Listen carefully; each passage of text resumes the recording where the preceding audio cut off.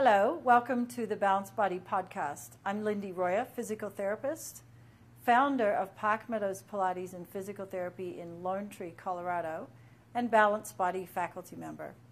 I'm here today with my friend Krista, and we're going to be showing you a variation of kneeling mermaid on the Balanced Body Reformer using the Infinity foot bar.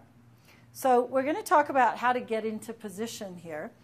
Obviously, the reformer is parked against the bumper, and Krista's reach is not quite long enough to get her out to the foot bar. We want her to be able to do this safely, so I'm going to give her a little bit of an assist in order to get her set up into the starting position, which will be a kneeling with her hand on the foot bar. So Krista, can you come up into tall kneeling?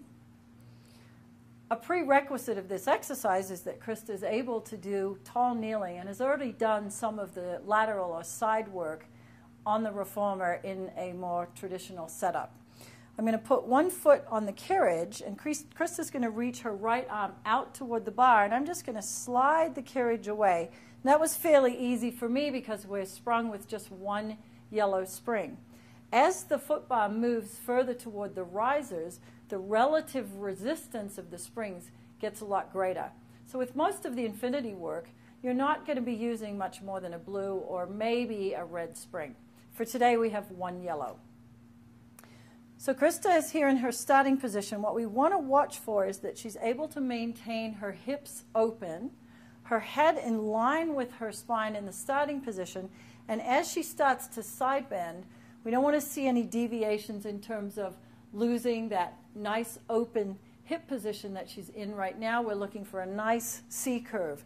The reformer, as it moves toward the springs, is going to provide her with a nice sense of opening the left side as she literally allows the carriage to drift back down toward the bumper. So you ready to start, Krista? Here we have Krista aligning herself through her right arm. The lat connection and the arm support on the right side into her core is really critical. We want to make sure that she's maintaining a nice open shoulder, not wearing her shoulders up in her ears like earrings. Take your left arm out to the side.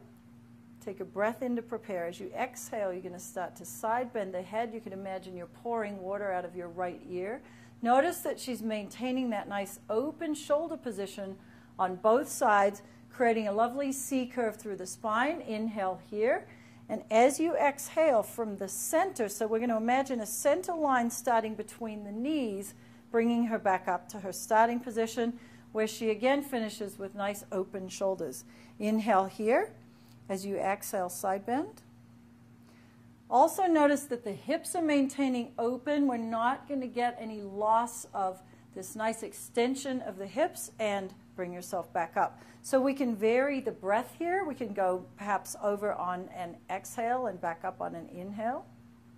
So whatever you need to facilitate in your student is what we want to create with breath. So if it's easier for them to do one breath pattern over another, then that's what we want to use. And this next one, Krista, we're going to go into a side bend, and then you're going to add some rotation.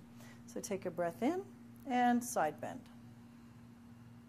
Now from here, we're going to add some thoracic rotation. As she exhales, she's rotating, looking down toward the post, and then de-rotate. Notice that the carriage will move, bringing herself back up to her starting position. And can you just show two more of those?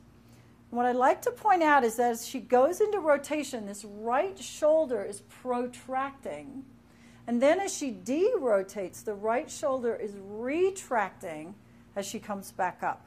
And one more time.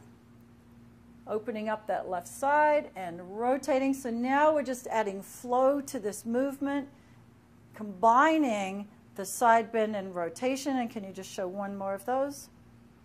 So once they've figured out side bending and rotation, we can just let that movement flow, looking at the control and the sequencing of the spine. And then to come back, I'm going to help Krista as she comes back to her starting position, and we're just going to drift gracefully back to the starting position.